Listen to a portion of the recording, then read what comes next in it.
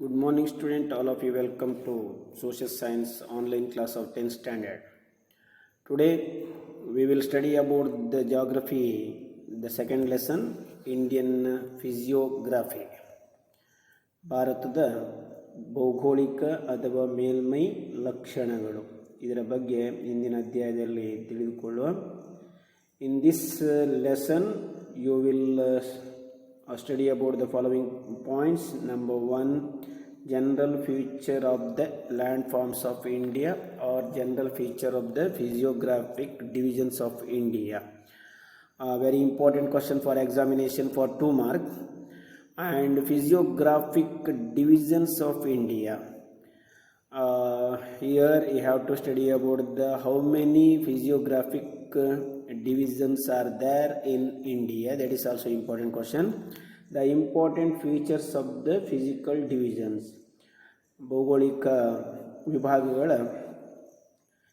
ಪ್ರಮುಖವಾದ ಲಕ್ಷಣಗಳು. ಇಲ್ಲಿ 4 ವಿಭಾಗಗಳಿವೆ. ಆ 4 ವಿಭಾಗಗಳಿಗೂ ಪ್ರತ್ಯೇಕವಾದ ಲಕ್ಷಣಗಳಿವೆ. So one important question is there, 2 mark question, and another 1 mark question is there in this lesson. Very easy lesson, so try to understand. All of you know that India is a vast country. It is the 7th largest country in the world, and it has a variety of landforms from Kanyakumari to Kashmir and Gujarat to Nagaland. It has variety of landforms. ವಿವಿಧ ಮೇಲ್ಮೈ ಸ್ವರೂಪಗಳನ್ನು ಅಥವಾ ಭೂ ಸ್ವರೂಪಗಳನ್ನು ಇದು ಹೊಂದಿದೆ.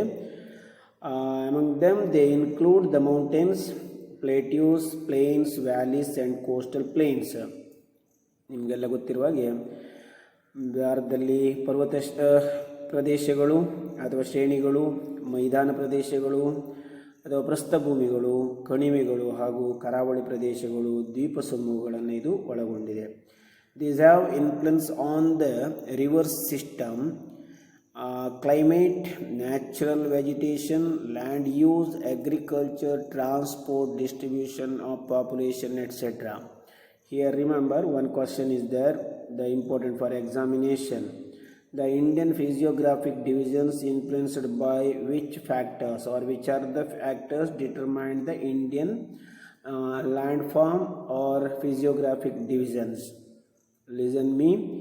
So the following points influence over the landform structure of India. Number 1, river system. Number 2, climate. Number 3, natural vegetation. The land use, the agriculture, transport, distribution of population, like that. So it is also for 2 mark question. The physiographic divisions of India. India was divided into the 4 major physiographic divisions on the basis of physiography. Remember, ಭಾರತವನ್ನು ಭೌಗೋಳಿಕ ಲಕ್ಷಣಗಳ ಆಧಾರದ ಮೇಲೆ 4 ಭೌಗೋಳಿಕ ವಿಭಾಗಗಳನ್ನಾಗಿ ವಿಂಗಡಿಸಲಾಗಿದೆ. Very important this one. Which are they? Number 1, the northern mountain. ಅಲ್ಲಿ grey ಕಲರಲ್ಲಿ ಮಾರ್ಕ್ ಮಾಡಿದ್ದಾರೆ ಮೇಲ್ಗಡೆ, ಅದು ಒಂದು ಭಾಗ, ನಾರ್ದರ್ನ್ ಮೌಂಟೇನ್ಸ್.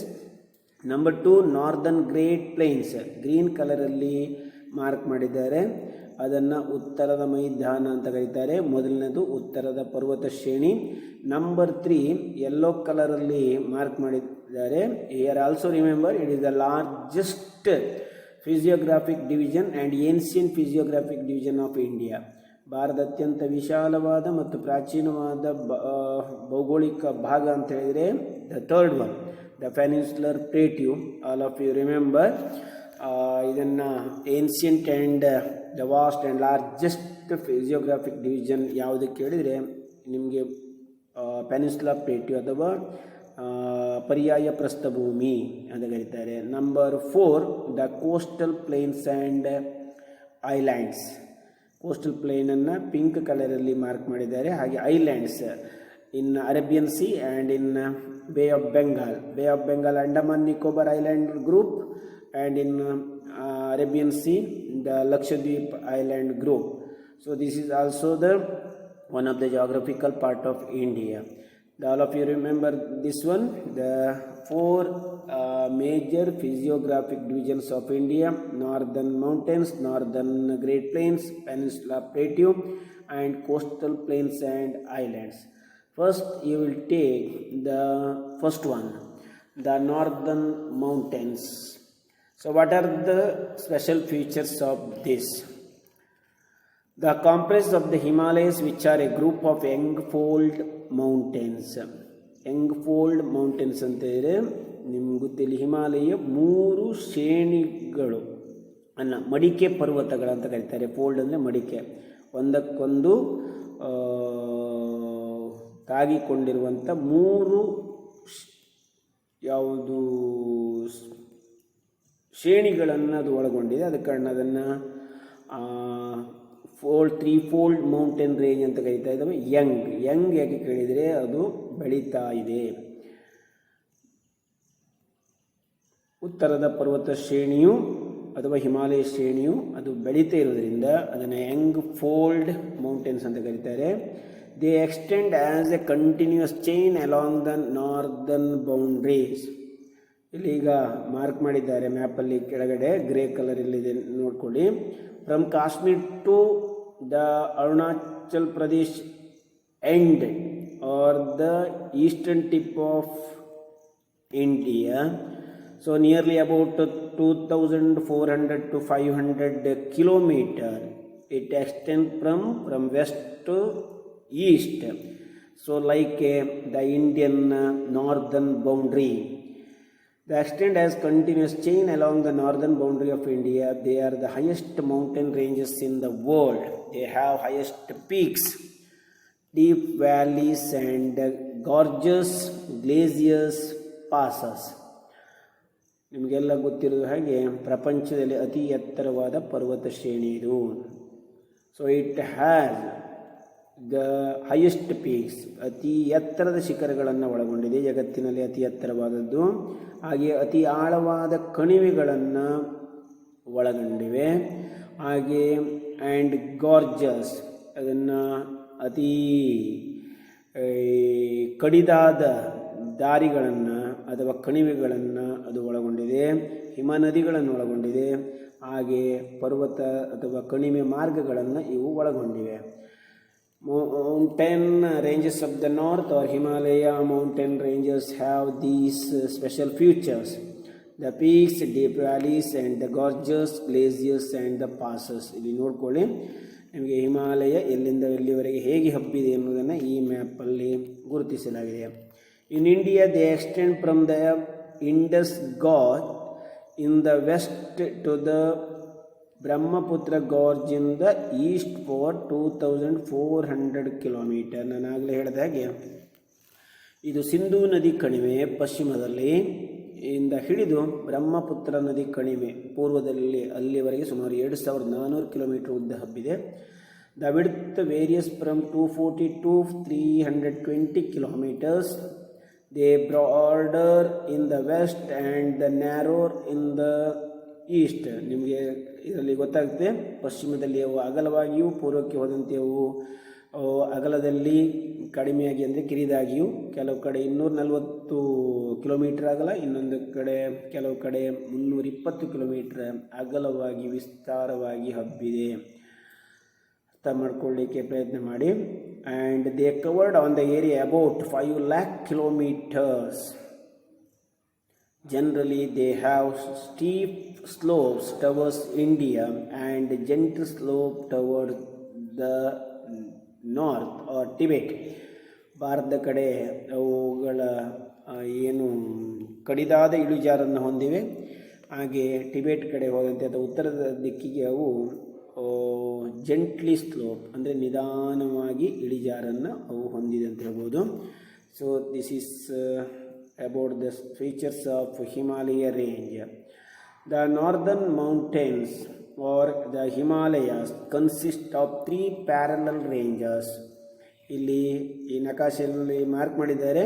ಮೇಲೆ ಒಂದು ಲೈನ್ ಕಾಣ್ತದೆ, ಅದರ ನಂತರದಲ್ಲಿ ಬರುವಂಥದ್ದು, ಅದರ ಲಾಸ್ಟಲ್ಲಿ ಬರುವಂಥ ಬ್ಲ್ಯಾಕ್ ಡಾಟ್ಸಲ್ಲಿ ಕೊಟ್ಟಿರುವುದು. ಟೋಟಲಿ 3 ಪ್ಯಾರಲಲ್ ರೇಂಜ್, ಸಮಾನಾಂತರವಾಗಿ 3 ಸಮಾನಾಂತರ ಶ್ರೇಣಿಗಳನ್ನು ಹೊಂದಿವೆ. So the name of these ranges are, number first, Greater Himalaya or Himadri. Reason mean, the second one, Lesser Himalaya or Himachal. The third one, Shivalik Hills or the foothills of Himalaya. ಮೊದಲನೇದನ್ನ Himalaya ಅಥವಾ ಹಿಮಾದ್ರಿ ಅಂತ ಕರೀತಾರೆ. ಎರಡನೇದು lesser Himalaya ಅಥವಾ ಹಿಮಾಚಲ್ ಅಂತ ಕರೀತಾರೆ. ಮೂರನೇದನ್ನು ಶಿವಾಲಿಕ್ ಬೆಟ್ಟಗಳು ಅಥವಾ ಬಾಹ್ಯ ಹಿಮಾಲಯಗಳು ಅಥವಾ ಪಾದ ಬೆಟ್ಟಗಳು, ಹಿಮಾಲಯದ ಪಾದ ಬೆಟ್ಟಗಳು ಅಂತ ಕರೀತಾರೆ. ಇಲ್ಲಿ ಇದನ್ನು ಮೂರು ಸಮಾನಾಂತರ ಶ್ರೇಣಿಗಳಾಗಿ, ಅದಕ್ಕೆ ಅವುಗಳನ್ನು ಮಡಿಕೆ ಪರ್ವತಗಳು ಅಥವಾ ಶ್ರೇಣಿ ಪರ್ವತಗಳು ಅಂತ ಕರೀತಾರೆ. And the greater Himalaya. So what are the special features of the mountain range of Himalaya, that is Greater Himalaya or Himadri? They are the innermost continuous and highest ranges. ಪ್ರಪಂಚದ ಅತಿ ಎತ್ತರವಾದ ಶಿಖರಗಳು ಇಲ್ಲೇ ಇರುವಂಥದ್ದು. ಅವು ನಿರಂತರವಾಗಿವೆ, ಅತಿ ಎತ್ತರವಾಗಿದೆ. The average height of the range is 6100 meters. ಇದು ಆವರೇಜ್ ಅಂದರೆ ಸರಾಸರಿ. ಫಾರ್ ಎಕ್ಸಾಂಪಲ್, ಇಲ್ಲಿ ಮೌಂಟ್ ಎವರೆಸ್ಟ್ 8000ಕ್ಕಿಂತ ಹೆಚ್ಚು ಮೀಟರ್ ಎತ್ತರ ಇದೆ. ಎಲ್ಲ ಪರ್ವತ ಶಿಖರಗಳನ್ನು ಒಟ್ಟು ಮಾಡಿದರೆ, ಅವರೇಜ್ ಮಾಡಿದರೆ ಅವುಗಳ ಎತ್ತರ 6100 metres. These ranges have many high peaks. ಇಲ್ಲಿ ಕೆಲವು ಉನ್ನತ ಶಿಖರಗಳಿವೆ. ಅವುಗಳಲ್ಲಿ number 1 the greater Himalaya Nanda Devi ಶಿಖರ ಅಂತ ಕರೀತಾರೆ. ಇಲ್ಲಿ ಆ ಶಿಖರದ ಚಿತ್ರ ಕೊಡಲಾಗಿದೆ. And very important, all of you remember for examination point of view, that is Mount Everest. The 8848 meters height is the highest peak in the world. The other peaks are Kanchanajunga, Makulu, Dhavalagiri, Manaslu and Nanda Devi. So these are the highest peaks in the world. Mount Everest is located not in India, it is in the Tibet and Bhutan. Tibet ಮತ್ತು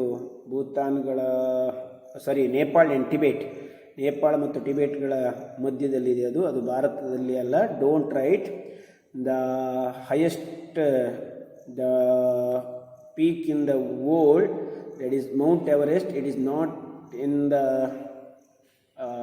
India, but in India the highest mountain peak, that is K2 or the Godwin Austen, ಅದು ಹಿಮಾಲಯದ ಭಾರತದಲ್ಲಿ ಬರುವಂಥ ಕಾರಕೋರಂ ರೇಂಜಲ್ಲಿ ಬರುತ್ತೆ. ಅದು next ತೋರಿಸ್ತೇನೆ ಮ್ಯಾಪಲ್ಲಿ. These ranges have many high peaks. They are the home of many glaciers such as Gangotri and Yamunotri glacier. ಹಿಮಾಲಯವು ಅತಿ ಎತ್ತರವಾದ ಶಿಖರಗಳನ್ನು ಹೊಂದಿದೆ. ಹಿಮಾದ್ರಿ ಅದರಲ್ಲಿ ಅನೇಕ ನದಿಗಳ ಉಗಮ ಸ್ಥಾನ. ಅವುಗಳಲ್ಲಿ ಮುಖ್ಯವಾಗಿ ಗಂಗೋತ್ರಿ ಮತ್ತು Yamunotri glacier. And they are many passes such as Burzil, Zojila, Shipkila. ಅಲ್ಲಿ ಪರ್ವತ ಕಣಿವೆ ಮಾರ್ಗಗಳಿವೆ. ಅದರಲ್ಲಿ ಕಣಿವೆಗಳು ಬೇರೆ, ಕಣಿವೆ ಮಾರ್ಗಗಳು ಬೇರೆ. ಅವುಗಳಲ್ಲಿ ಮುಖ್ಯವಾಗಿ ಬರ್ಜಿಲ್, ಲೋಜಿಲ್ಲಾ, ಶಿಪ್ಕಿಲಾ, ಜಿಲೆಪ್ಲಾ ಅಂತ ಹೇಳ್ಕೊಂಡು ಅನೇಕ ಕಣಿವೆ ಮಾರ್ಗಗಳಿವೆ. ಕಣಿವೆ ಮಾರ್ಗಗಳಂದರೆ ಎರಡು ಪರ್ವತ ಶ್ರೇಣಿಗಳ ನಡುವೆ ಇರುವ ಕಡಿದಾದ ದಾರಿ, ಅದನ್ನು ಮೌಂಟೇನ್ ಪಾಸ್ ಅಂತ ಕರೀತಾರೆ. ಕಣಿವೆ ಅಂದರೆ ಸುತ್ತಲೂ ಪರ್ವತಗಳಿಂದ ಆವೃತವಾದ ಮಧ್ಯೆ ಸಮತಟ್ಟಾದಂಥ ಹಸಿರಿನಿಂದ ಕೂಡಿದ ಪ್ರದೇಶ, ಅದನ್ನು ಕಣಿವೆ ಅಂತ ಕರೀತಾರೆ. So here once again see the very important question for examination, that is about the highest peak of India on the mountain range of north or Himalaya range, that is K2 or Mount Godwin Austen. All of you remember the mountains lying to the northwest of the Himadri are called the Trans-Himalaya. ಹಿಮಾಲಯದಿಂದ ಉತ್ತರಕ್ಕೆ ಇರುವ ಹಿಮಾಲಯದ ಭಾಗವನ್ನು ಬಾಹ್ಯ ಹಿಮಾಲಯ ಅಥವಾ ಟ್ರಾನ್ಸ್ ಹಿಮಾಲಯ ಅಂತ ಕರೀತಾರೆ. ದಕ್ಷಿಣದಲ್ಲ, ಹಿಮಾಲಯದ ಉತ್ತರ ಭಾಗವನ್ನು. They comprise of Karakoram range, they are the highest peak. ಇದರಲ್ಲಿ ಇಲ್ಲಿ ವೈಟ್ ಡಾಟ್ಸಲ್ಲಿ ಸರ್ಕಲ್ ಮಾಡಿದ್ದಾರೆ. ನಾರ್ತಲ್ಲಿ ಜಮ್ಮು ಕಾಶ್ಮೀರ ಮೇಲೆ ನೋಡಿ, ಸರಿ ನೋಡ್ಕೊಳ್ಳಿ, ಅದು ಕಾರಕೋರಂ ರೇಂಜ್.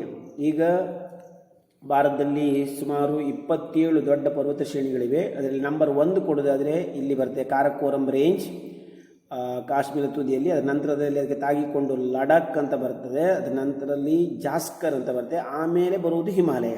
ಹಿಮಾಲಯದಲ್ಲಿ ಹಿಮಾದ್ರಿ, ಹಿಮಾಚಲ್, ಸಿವಾಲಿಕ್ ಅಂತ 3 ಶ್ರೇಣಿ. ಅಂದರೆ ಉತ್ತರದಲ್ಲಿ ಹಿಮಾಲಯದ್ದೇ 6 ಶ್ರೇಣಿಗಳಾಯಿತು. ಆಮೇಲೆ ಅದು ಈಸ್ಟರ್ನ್ ಇಂಡಿಯಾ ಮತ್ತು ಸೆಂಟ್ರಲ್ ಇಂಡಿಯಾ ಆ್ಯಂಡ್ ಸೌತ್ ಇಂಡಿಯಾದಲ್ಲಿ ಬೇರೆ ಬೇರೆ ಮೌಂಟೇನ್ ರೇಂಜಸ್ಗಳು ಬರ್ತವೆ. ಸೊ ಇಲ್ಲಿ ನೆನ್ಪಿಟ್ಕೊಳ್ಳಿ, ಭಾರತದ first mountain range, that one also belongs to Himalaya range, that is the Karakoram range, where the highest peak K2 or Mount Godwin Austen. ಆ circle ಏನು ಮಾಡಿದ್ದಾರೆ, ಭಾರತ ಹೊರಗೆ ಗುರುತಿಸಬಾರ್ದು, ಭಾರತ ನಕಾಶೆಯ ಒಳಗೆ ಆ ಸರ್ಕಲ್ ಏನು ತೋರ್ತದೆ ಅಲ್ಲಿ K2 ಅಥವಾ ಮೌಂಟ್ ಗಾಡ್ವಿನ್ ಆಸ್ಟಿನ್ ಇದೆ. ಅದು ಭಾರತದ ಅತಿ ಎತ್ತರವಾದ ಶಿಖರ. You don't write which is the highest peak of India ಕೇಳಿದರೆ your answer is K2 or mount Godwin Austen. Don't write about the mount Everest. Mount Everest is the highest peak of the world, not India. It is the highest peak in India. ಇದನ್ನು note ಮಾಡಿ ಇಟ್ಕೊಳ್ಳಿ, ನಿಮಗೆ important question. The second part of Himalaya or North Mountain is the Lesser Himalaya or Himachal. ಹಿಮಾಲಯದ 2ನೇ ಶ್ರೇಣಿ ಹಿಮಾದ್ರಿಯ ದಕ್ಷಿಣಕ್ಕೆ ಇರುವಂಥದ್ದು. ಇಲ್ಲಿ ನಾನು ಆಗಲೇ ಹೇಳಿದ್ದೆ, ಇಲ್ಲಿ ಮತ್ತೆ ಕೊಟ್ಟಿದ್ದೆ ನೋಡ್ಕೊಳ್ಳಿ. ಅದು ಲೆಸ್ಸರ್ ಹಿಮಾಲಯ ಅಥವಾ ಹಿಮಾಚಲ್ ಅಂತ ಕರೀತಾರೆ. ಹಿಮಾದ್ರಿಗೆ ಹೋಲಿಸಿದರೆ ಸ್ವಲ್ಪ ಕಡಿಮೆ ಎತ್ತರ ಇರುವಂಥ ಪರ್ವತ ಶ್ರೇಣಿ ಮತ್ತು ಶಿಖರಗಳು. These ranges are located to the south of the Greater Himalayas. They are also known as Himachal. They are 60 to 80 kilometers wide and 1500 to 4500 meters high. Himalaya ಸಾಧಾರಣ ಅಲ್ಲಿ 6000 ಮೀಟರ್ಸ್ ಎವರೇಜ್ ಹೈಟ್ ಇದೆ, 240 to 350 ಕಿಲೋಮೀಟರ್ಸ್ ವಿಡ್ತ್ ಇದೆ. But ಇಲ್ಲಿ ಈ ಶ್ರೇಣಿಗಳು 60 ರಿಂದ 80 kilometre ಅಗಲ, 1500 ರಿಂದ 4500 meter ಹೈಟನ್ನು ಹೊಂದಿವೆ. The eastern part is covered with forest. The lesser Himalaya, they are many parallel ranges in the lesser Himalaya. ಇವುಗಳಲ್ಲಿ ಕೆಲವು ಸಮಾನಾಂತರ ಶ್ರೇಣಿಗಳಿವೆ. ಅವುಗಳಲ್ಲಿ ಮುಖ್ಯವಾದವಂತೆ Pir Panjal, the Dhauladhar, the Nagatibba, the Mussoorie, the Mahabharat and the Darjeeling ranges. ಇವುಗಳನ್ನು ಕೆಲವು ಗಿರಿಧಾಮಗಳು ಇವೆ ಇದರಲ್ಲಿ. ಇವುಗಳು ಹಿಮಾದ್ರಿ ಹೋಲಿಸಿದರೆ ಕಡಿಮೆ ಎತ್ತರದ ಶಿಖರಗಳು. ಇವು ಸಮಾನಾಂತರ ಶ್ರೇಣಿಗಳು 2ನೇ ಭಾಗದಲ್ಲಿ, ಹಿಮಾಲಯದ 2ನೇ ಭಾಗ ಲೆಸ್ಸರ್ ಹಿಮಾಲಯದಲ್ಲಿ. ಸೊ ಇಲ್ಲಿ ವ್ಯಾಲಿ ಅಂತ ಹೇಳ್ತಾರೆ. ಮೌಂಟೇನ್ ಪಾಸ್ ಬೇರೆ, ವ್ಯಾಲಿ ಬೇರೆ. ಮೌಂಟೇನ್ ವ್ಯಾಲಿ ಅಂತ ಹೇಳಿದರೆ ಇದೇ ನಾನು ಹೇಳಿದ್ದು, ಸುತ್ತಲೂ ಗುಡ್ಡಗಳಿಂದ ಆವೃತವಾದ ಮಧ್ಯ ಹಸಿರಿನಿಂದ ಕೂಡಿರುವಂಥ ಒಂದು ಪ್ರದೇಶ ಕಾಶ್ಮೀರ್ ವ್ಯಾಲಿ. ಇದು ಸುಂದರವಾಗಿರುತ್ತದೆ. ಮೌಂಟೇನ್ ವ್ಯಾಲಿ ಅಂದರೆ ಇದು. ಮೌಂಟೇನ್ ಪಾಸಸ್ ಅಂದರೆ ಕಣಿವೆ ಮಾರ್ಗ ಅಂತ ಕರೀತಾರೆ. 2 ಶ್ರೇಣಿಗಳ ಮಧ್ಯೆ ಕಡಿದಾಗಿ ಇರುವ ದಾರಿಗಳು. They contain many valleys such as Kashmir valley, Kangra valley, Kullu valley et cetera. ಇಲ್ಲಿ ಅರ್ಥ ಮಾಡ್ಕೊಳ್ಳಿ, ಮೌಂಟೇನ್ ಪಾಸಸ್ ಯಾವುದು, ಮೌಂಟೇನ್ ವ್ಯಾಲಿ ಕೇಳಿದರೆ ಮೌಂಟೇನ್ ವ್ಯಾಲಿ ನೀವು ಇದನ್ನು ಬರೀಬೇಕು. ಪಾಸಸ್ಗಳು ನಾನು ಅಲ್ಲಿ ಆಗಲೇ ಹೇಳಿದೆ, ಶಿಪ್ಕಿಲ್ಲಾ ಮೊದಲಾದವು. ಇಲ್ಲಿ ವ್ಯಾಲಿಗಳು. These are also noted for hill station. ಈ ವ್ಯಾಲಿಗಳನ್ನು ನಾನು ಆಗಲೇ ಹೇಳಿದಾಗೆ ಅದು ಏನು ಕೇಳಿದರೆ ಗಿರಿಧಾಮಗಳು. ಬೇಸಿಗೆಯಲ್ಲಿ ತಂಪಾಗಿರ್ತವೆ. Very important hill stations are the valleys are Shimla, Ranikhet, Mussoorie, Nainital and Darjeeling. ಇದು 2 ಮಾರ್ಕಿಗೆ ಗೊತ್ತಿರಲಿ. ಹಿಮಾಚಲ್ ಅಥವಾ ಲೆಸ್ಸರ್ ಹಿಮಾಲಯದಲ್ಲಿರುವಂಥ ಗಿರಿಧಾಮಗಳು ಅಥವಾ ಹಿಲ್ ಸ್ಟೇಷನ್ಗಳು ಯಾವುದು ಕೇಳಿದರೆ ಇವುಗಳ ಹೆಸರನ್ನು ನೀವು ಬರೀಬೇಕು. They are the outermost ranges of foothills located to the south of the main Himalayas. They are also known as outer Himalayas, which is called foot Himalaya or outer Himalaya. The Shivalik hills are called the foot Himalaya or outer Himalaya because they located to the south of the main Himalayas. ಅರ್ಥ ಮಾಡ್ಕೊಳ್ಳಿ, ಹಿಮಾದ್ರಿಯ ಅಥವಾ ಮುಖ್ಯ ಹಿಮಾಲಯದ ದಕ್ಷಿಣಕ್ಕೆ ಅವು ಏನಾಗಿವೆ ಕೇಳಿದರೆ ನಿರ್ಮಾಣಗೊಂಡಿವೆ. ಅವುಗಳನ್ನು ಬಾಹ್ಯ ಹಿಮಾಲಯ ಅಂತ ಕರೀತಾರೆ. ಅಥವಾ ಪಾದ ಬೆಟ್ಟಗಳು ಅಂತ ಕರೀತಾರೆ ಅಥವಾ ಶಿವಾಲಿಕ್ ಬೆಟ್ಟಗಳು ಅಂತ ಕರೀತಾರೆ. They are the lowest range of the Himalayas. ಇದು ಗೊತ್ತಿರಲಿ, ಅತಿ ಕಡಿಮೆ ಎತ್ತರ ಇದ್ದವು ಹಾಗೂ ಅತಿ ಕಡಿಮೆ ಆಗಲ್ಲ. The height is the 600 to the 1500 meters and width varying from 15 to 150 kilometer. ಕೆಲವು ಕಡೆ 15, ಕೆಲವು ಕಡೆ 150 ಕಿಲೋಮೀಟರ್ ಆಗಲ್ಲ. ಒಂದು ಕಡೆ 600 ಮೀಟರ್ ಎತ್ತರ ಇದ್ದರೆ ಕೆಲವು ಕಡೆ 1500 ಮೀಟರ್ ಎತ್ತರವನ್ನು ಹಂಬಿ ಉಳಿದ ಎರಡು ಶ್ರೇಣಿಗಳಿಗೆ ಹೋಲಿಸಿದರೆ ಇವು ಕಡಿಮೆ ಎತ್ತರವನ್ನು ಹೊಂದಿರುವಂಥವು. They extend from Jammu and Kashmir in the west to Arunachal Pradesh in east. ಸಾಮಾನ್ಯವಾಗಿ ಪಶ್ಚಿಮದಿಂದ ಪೂರ್ವದವರೆಗೆ ಈ ಬೆಟ್ಟಗಳು ಉಳಿದ ಹಿಮಾಲಯ ಶ್ರೇಣಿಗಳಂತೆ ಹಬ್ಬಿವೆ ಅಂತ ಹೇಳ್ಬೋದು. So they have flat bottom structured valleys which are known as duns. Very important question. What is dunes? On foothills of Himalaya or Shivalik hills, there are the flat bottom structured valleys. They are called dunes. ನಿಮ್ಗೆ ಗೊತ್ತಿರಲಿ, ಸಮತಟ್ಟಾದ ತಗ್ಗಾದ ಕೆಲವು ರಚನೆಗಳು, ನುಣುಪು ಮಣ್ಣಿನಿಂದ ಕೂಡಿದ ರಚನೆಗಳು ಈ ಶಿವಾಲಿಕ್ ಬೆಟ್ಟಗಳಲ್ಲಿ ಅಲ್ಲಲ್ಲಿ ಕಂಡು ಬರ್ತವೆ. ಅವುಗಳನ್ನು ಡೂನ್ಸ್ಗಳು ಅಂತ ಕರೀತಾರೆ. ಇನ್ನೊಮ್ಮೆ ಫ್ಲ್ಯಾಟ್ ಬಾಟಮ್ ಅಂದರೆ ಸಮತಟ್ಟಾದ ತಗ್ಗಾದ ಪ್ರದೇಶಗಳು ಕಣಿವೆ ರೀತಿಯಲ್ಲಿವೆ, ಇವುಗಳನ್ನು ಡೂನ್ಸ್ಗಳಂತ ಕರೀತಾರೆ. The important example for duns, Dehradun, one of the city of India. It is the capital city of Uttaranchal or Uttarakhand state. ಗೊತ್ತಿರಲಿ, ಡೆಹ್ರಾಡೂನ್ ಇದಕ್ಕೆ ಉತ್ತಮ ಉದಾಹರಣೆ. Another important question, the importance of Himalayas. Here you have to remember about 3 mark question and 6 points. You have to write 6 point must. The number 1 importance of the Himalaya, the prevent foreign invasion. ನಿಮ್ಗೆ ಗೊತ್ತಿದೆ, ಈಗ ಅಲ್ಲ, ಅದು ಮಧ್ಯ ಯುಗದ ಕಾಲದಲ್ಲಿ, ಪ್ರಾಚೀನ ಕಾಲದಲ್ಲಿ ಭಾರತದ ಮೇಲೆ ನಡೆಯುತ್ತಿದ್ದ ವಿದೇಶಿ ದಾಳಿಯನ್ನು ತಡೆಗಟ್ತಿತ್ತು. ಈಗ ನಿಮ್ಗೆ ಗೊತ್ತಿದೆ, ಈಗ ಭೂಮಾರ್ಗದ ಮೂಲಕ ದಾಳಿ ಕಡಿಮೆ, ಎಲ್ಲ ವಾಯು ಮಾರ್ಗದ ಮೂಲಕ ದಾಳಿ ಮಾಡ್ತಾರೆ. ಸೊ ಪ್ರಿವೆಂಟ್ ಫಾರಿನ್ ಇನ್ವೇಷನ್ ಅಂದರೆ ಭೂಮಾರ್ಗವಾಗಿ ಭಾರತದ ಮೇಲೆ ದಾಳಿ ಮಾಡೋದನ್ನು ಇದು ತಪ್ಪಿಸ್ತದೆ. They prevent the cold winds from the central Asia. ಮಧ್ಯ ಏಷ್ಯಾದಿಂದ ಬೀಸುವ ಶೀತಗಾಳಿಯನ್ನು, ಭಾರತದ ಮೇಲೆ ಬೀಸುವ ಶೀತಗಾಳಿಯನ್ನು ಇದು ತಡೆಗಟ್ಟುತ್ತದೆ. And the obstruct the rain bearing winds and this causes heavy rainfall. ಬಂಗಾಳ ಕೊಲ್ಲಿಯಿಂದ ಹೆಚ್ಚಾಗಿ ಮತ್ತು ಅರಬ್ಬಿ ಸಮುದ್ರದಿಂದ ಬೀಸುವ ನೈಋತ್ಯ ಮಾನ್ಸೂನ್ ಮಾರುತವನ್ನು ತಡೆದು ಉತ್ತರ ಭಾರತಕ್ಕೆ ಮಳೆಯನ್ನು ಇದು ತರುತ್ತದೆ. Slopes have thick forest. ಇದರಲ್ಲಿ ಹಿಮಾಲಯದ ತಪ್ಪಲು ಪ್ರದೇಶ ದಟ್ಟವಾದ ಕಾಡುಗಳಿಂದ ಕೂಡಿದೆ. The ideal for the plantation crops. ತೋಟಗಾರಿಕೆ ಬೆಳೆಗಳಿಗೆ ಇದು ಯೋಗ್ಯ. Storehouse of minerals. ಖನಿಜಗಳ ಆಗರವಾಗಿದೆ ಇದು. The birth place of many rivers. ಅನೇಕ ನದಿಗಳ ಉಗಮ ಸ್ಥಾನವಾಗಿದೆ. And to generate hydro electric power. ಇದರಿಂದ ನಾವು ವಿದ್ಯುತ್ ಶಕ್ತಿಯನ್ನು ಹೆಚ್ಚು ಉತ್ಪಾದಿಸಬಹುದು. ಯಾಕಂದರೆ ಹಿಮಾಲಯದಲ್ಲಿ ಹುಟ್ಟುವ ನದಿಗಳು ವರ್ಷವಿಡೀ ತುಂಬಿ ಹರಿಯುತ್ತವೆ, ಅಲ್ಲಿ ನೀರಿನ ಸಮಸ್ಯೆ ಇರುವುದಿಲ್ಲ. So this is about the importance of Himalaya. It lies between the Himalayas and the Peninsula Plateau. ಇದು second physiographic division of India.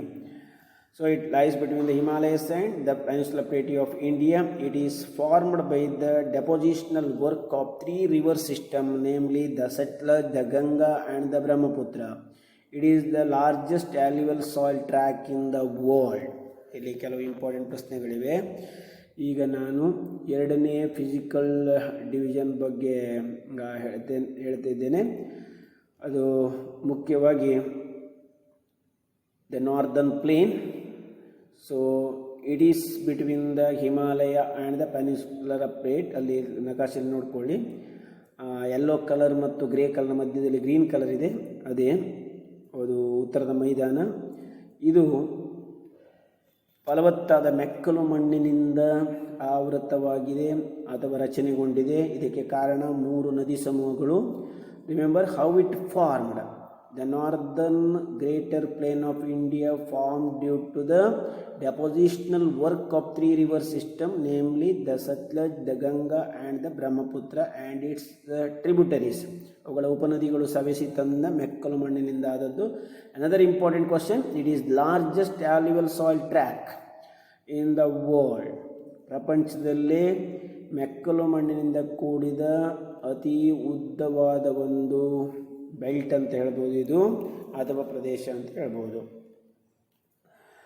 The extending east to west, a length of 2500 km, it is average width varies from 240 to 340 kilometers, covers an area of about 7 lakh kilometers.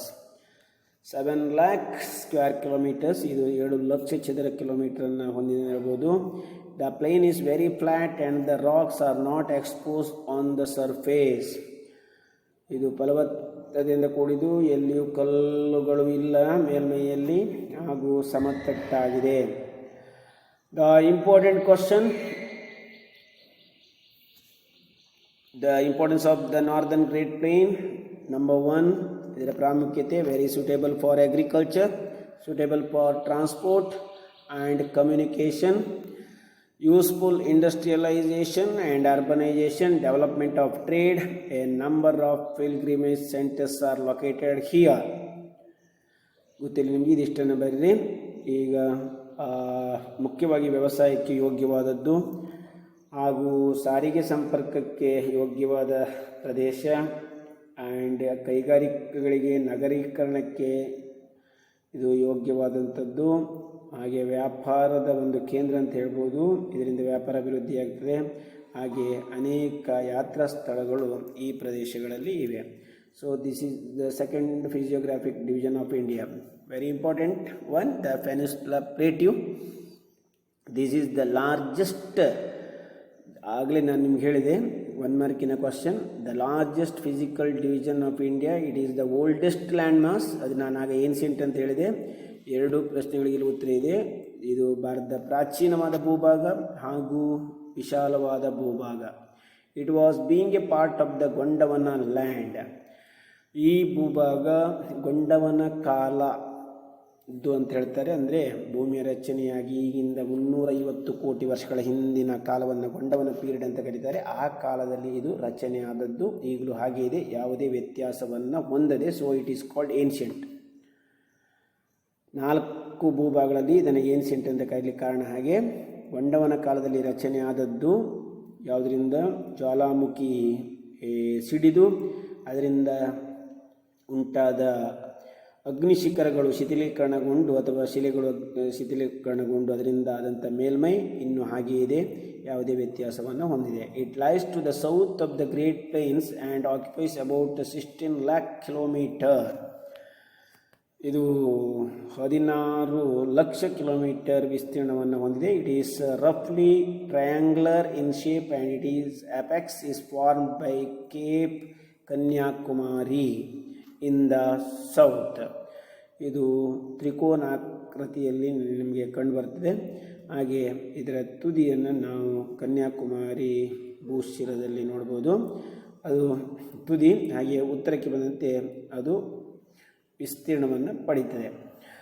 It is bounded by many hills and plateaus, namely ನಿಮ್ಗೆ ಗೊತ್ತಿರಲಿ, north, south, east, west. It is covered by surrounded by the many mountain ranges. In north, the north west, that is Aravalli range.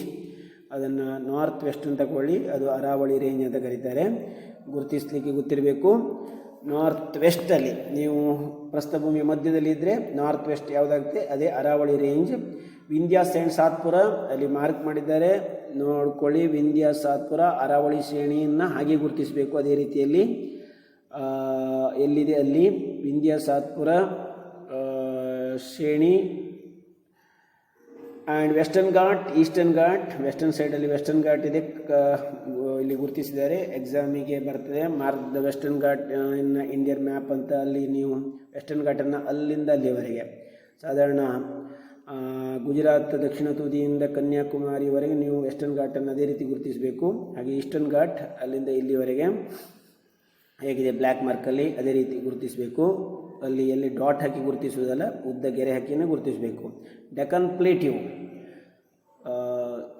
Eastern Ghats, Chota Nagpur ranges. ಇಲ್ಲಿ Chota Nagpur ranges ಅಂದರೆ ಛೋಟಾ ನಾಗ್ಪುರ್ ಪ್ಲೇಟ್ಯೂ. ವಿಂಧ್ಯ ಸಾತ್ಪುರ ರೇಂಜಿನಿಂದ ಬಲಗಡೆಗೆ ಹೋದರೆ ಪಶ್ಚಿಮ ಬಂಗಾಳದಿಂದ ಈಚೆ ಛೋಟಾ ನಾಗ್ಪುರ್ ಪ್ರಸ್ಥಭೂಮಿ ಅಂತ mark ಮಾಡಿದ್ದಾರೆ. ಅದನ್ನು ಸರ್ಕಲ್ ನೆನಪಿಟ್ಟುಕೊಳ್ಳಿ ಬರ್ತದೆ ಅಂತ. ಅದಕ್ಕೆ ಅಮರಕಂಟಕ ಹಿಲ್ಸ್, ಮಹಾದೇವ ಹಿಲ್ಸ್ ಅಂತ ಅಲ್ಲಿ ಬರ್ತದೆ ಉತ್ತರದಲ್ಲಿ. ಡೆಕ್ಕನ್ ಪ್ಲೇಟ್ಯೂ ದಕ್ಷಿಣದ ಪ್ರಸ್ಥಭೂಮಿ. Malwa plateau, the peninsula plateau divide into 2 plateau. Number 1 Deccan, so the southern part is called Deccan Plateau. Northern part means the northern part of Vindhya Satpura range to Aravali range, that is Malwa Plateau. Vindhya Satpura ಬೆಟ್ಟದಿಂದ ಅರಾವಳಿ ಬೆಟ್ಟದವರೆಗಿನ ಪ್ರದೇಶವನ್ನು ಮಾಳ್ವಾ ಪ್ರಸ್ಥಭೂಮಿ ಅಂತಲೂ, ವಿಂಧ್ಯ ಸಾತ್ಪುರದಿಂದ ದಕ್ಷಿಣಕ್ಕೆ ಅದನ್ನು ಡೆಕ್ಕನ್ ಪ್ಲೇಟ್ಯೂ ಅಂತ ಕರೀತಾರೆ. So this is about the Peninsula Plateau. Here remember the special features of the ranges of the South India. The Aravali range, the oldest fold mountain, lies to the northwest. ನಾನು ಆಗಲೇ ಹೇಳಿದೆ ಗುರುತಿಸುವಾಗ ಅದನ್ನು ನಾರ್ತ್ ವೆಸ್ಟ್ ಆಗಿ ಗುರುತಿಸಬೇಕು. ಇದನ್ನು oldest fold mountain ಅಂತ ಕರೀತಾರೆ. Guru Shikhar, one mark question, is the highest peak on the Abu hills of the Aravalli range. Aravalli range ಮೇಲೆ ಇರುವಂಥ ಗುರು ಶಿಖರ್ ಅತಿ ಎತ್ತರವಾದ ಶಿಖರ. ಅದು ಮೌಂಟ್ ಅಬು ಬೆಟ್ಟಗಳ ಮೇಲೆ ಇದೆ. ಇದು ದಕ್ಷಿಣದ ಒಂದು ಏನು ಹೇಳ್ಬೋದು, ಗಿರಿನಾಮ ಅಂತ ಹೇಳ್ಬೋದು. ಗುರು ಶಿಖರ್ ಇದು ಮೌಂಟ್ ಅಬು, ಅರಾವಳಿ ಪರ್ವತದ ಮೇಲಿರುವ ಮೌಂಟ್ ಅಬುವಿನಲ್ಲಿರುವಂಥ ಗುರು ಶಿಖರ್ ಅತಿ ಎತ್ತರವಾದ ಶಿಖರ ಅರಾವಳಿ ರೇಂಜಲ್ಲಿ. The Vindhyan range the flanks the northern edge of the Narmada valley. ಇಲ್ಲಿ ಗೊತ್ತಿಲ್ಲ ನಿಮಗೆ. Satpura range runs in an east west direction south of the Vindhyas in between the Narmada and Tapti rivers. ಗೊತ್ತಿಲ್ಲ ನಿಮಗೆ. ವಿಂಧ್ಯ ಮತ್ತು ಸಾತ್ಪುರ ಬೆಟ್ಟಗಳ ನಡುವೆ ಯಾವುದು ನರ್ಮದಾ ನದಿ ಹರಿಯುತ್ತದೆ. ಹಾಗೆ ತಾಪಿ ಆರ್ ತಪತಿ ದ ರಿವರ್ಸ್ ಇಲ್ಲಿ ಮಾರ್ಕ್ ಮಾಡಿದ್ದಾರೆ. ಅದು ಸ್ವಲ್ಪ ಪರೀಕ್ಷೆಗೆ ನರ್ಮದಾ ನದಿ ಗುರುತಿಸಲಿ ಬರ್ತದೆ ಎಲ್ಲಿಂದೆಲ್ಲ ಅಂತ ಸರಿ ಅಬ್ಸರ್ವ್ ಮಾಡಿ. The Western Ghats are continuous range running parallel to the west coast of India from the Tapi Valley to Kanyakumari. ತಾಪಿ ನದಿ ಕಣಿವೆಯಿಂದ ಕನ್ಯಾಕುಮಾರಿಯವರೆಗೆ ಪಶ್ಚಿಮದಲ್ಲಿ ಪಶ್ಚಿಮ ಘಟ್ಟ ಹಬ್ಬಿದೆ. They are also known as Sahyadris. ಅವುಗಳನ್ನು ಸಹ್ಯಾದ್ರಿ ಅಂತ ಕರೀತಾರೆ ಇಲ್ಲಿ ಕರ್ನಾಟಕ ಮತ್ತು ಮಹಾರಾಷ್ಟ್ರದಲ್ಲಿ. They are continuous. The one important question is the difference between Western Ghat and Eastern Ghat. Here remember all of you, Western Ghat ಅನ್ನು ಫಸ್ಟ್ ಬರ್ಕೊಳ್ಳಿ, Eastern Ghat ಅನ್ನು ಸೈಡಿಗೆ ನೆಕ್ಸ್ಟ್ ಬರ್ಕೊಳ್ಳಿ. ಇಲ್ಲಿ 3 points very important. Western Ghats are very high, Western Ghats are continuous and Western Ghats are near to sea. ಹಾಗೆ Eastern Ghat ಬರೆಯುವಾಗ Eastern Ghats are not high, Eastern Ghats are not continuous and Eastern Ghats are far away from the sea. ನೀವು ನೋಡಿ ಗೊತ್ತಾಗ್ತದೆ. ಪಶ್ಚಿಮ ಘಟ್ಟ ಸಮುದ್ರಕ್ಕೆ ಹತ್ತಿರವಿದೆ, continuous ಆಗಿದೆ, ಎತ್ತರವಾಗಿದೆ. ಆದರೆ ಪೂರ್ವ ಘಟ್ಟ ಸಮುದ್ರಕ್ಕೆ ದೂರವಾಗಿವೆ, ಅವು ಎತ್ತರವಾಗಿಲ್ಲ ಮತ್ತು ನಿರಂತರವೂ ಆಗಿಲ್ಲ. ಈ 3 ಅಂಶಗಳನ್ನು ನೆನಪಿಟ್ಕೊಳ್ಬೇಕು ನೀವು. They are continuous, they are very steep on the western side and gentle on the eastern side. ಪಶ್ಚಿಮಕ್ಕೆ ಕಡಿದಾಗಿವೆ, ಹಾಗೆಯೇ ಪೂರ್ವಕ್ಕೆ ಅವು ಇಳಿಜಾರನ್ನು ಹೊಂದಿವೆ. And Bhorghat, Thalghat and Palghat are important passes across the western Ghats. Western ಘಾಟಲ್ಲಿರುವಂಥ ಇವು ಕಣಿವೆ ಮಾರ್ಗಗಳು. And the south of the Palghat gap the western Ghats are continues as the Anaimalai, the Palani and the cardamom hills. ಇಲ್ಲಿ ಮಾರ್ಕ್ ಮಾಡಿದ್ದಾರೆ ಸರ್ಕಲಲ್ಲಿ. ಪಶ್ಚಿಮ ಘಟ್ಟ ತಮಿಳುನಾಡಿನಲ್ಲಿ ಮುಂದುವರಿಯುತ್ತದೆ.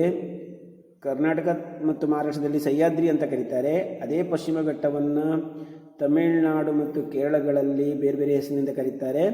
ಅವುಗಳನ್ನು ಆನೆಮಲೈ ಅಂತ ಕರೀತಾರೆ, ಪಳನಿ ಅಂತ ಕರೀತಾರೆ, ಕಾರ್ಡಮಮ್ ಹಿಲ್ಸ್ ಅಂತ ಕರೀತಾರೆ. So here one mark question. Anamudi in the Anaimalai hills is the highest peak in South India. ದಕ್ಷಿಣ ಭಾರತದ ಅತಿ ಎತ್ತರವಾದ ಶಿಖರ, ಸುಮಾರು ವರ್ಷ ಈ ಪ್ರಶ್ನೆ ಕೇಳಿದ್ದಾರೆ. ಅದು ಯಾವುದು? ಆನೆಮುಡಿ. ಅದು ಯಾವ ಪರ್ವತ ಶ್ರೇಣಿಯ ಮೇಲೆ ಇದೆ ಕೇಳಿದರೆ ಆನೆಮಲೈ ಪರ್ವತ ಶ್ರೇಣಿ, ಅಂದರೆ ಪಶ್ಚಿಮ ಘಟ್ಟದ ಮುಂದುವರಿದ ಭಾಗ, ಎಲ್ಲಿ ಕೇರಳ ಮತ್ತು ತಮಿಳುನಾಡುಗಳಲ್ಲಿ ಅಥವಾ ದಕ್ಷಿಣದಲ್ಲಿ. ಆನೆಮುಡಿ ಶ್ರೇಣಿ ಅಂತ ಕರೀತಾರೆ, ಅಥವಾ ಪಳನಿ ಅಂತ ಕರೀತಾರೆ, ಕಾರ್ಡಮಮ್ ಹಿಲ್ಸ್ಗಳಂತ ಕರೀತಾರೆ. ಹಾಗೆ ಆನೆಮಲೈ ಮೇಲೆ ಇರುವಂಥ ಆನೆಮುಡಿ ಅದು ದಕ್ಷಿಣ ಭಾರತದ ಅತಿ ಎತ್ತರವಾದ ಶಿಖರ. The Eastern Ghats run almost parallel to the east coast of India. One of the difference to Western Ghat ಗೊತ್ತಿಲ್ಲ ನಿಮಗೆ.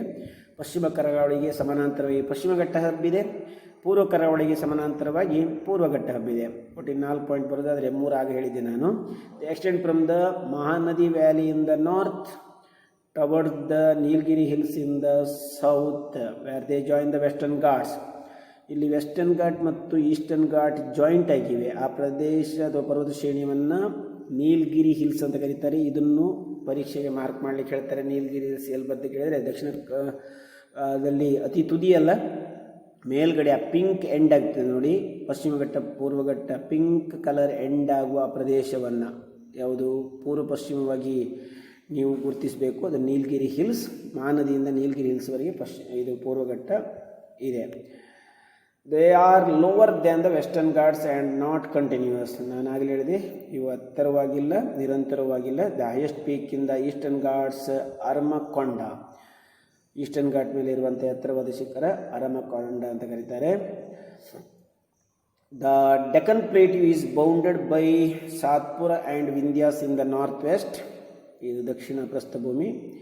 The western Ghats in the west, eastern Ghats in the east. ಇವುಗಳು ಹೇಗೆ ಸುತ್ತುವರಿಯಲ್ಪಟ್ಟಿವೆ ಅಂತಂದರೆ ದಕ್ಷಿಣ ಪ್ರಸ್ಥಭೂಮಿ, ಪಶ್ಚಿಮ ಘಟ್ಟ, ಪೂರ್ವ ಘಟ್ಟಗಳು, ಹಾಗೆಯೇ ಸಾತ್ಪುರ ಮತ್ತು ವಿಂಧ್ಯ ಉತ್ತರದಲ್ಲಿ.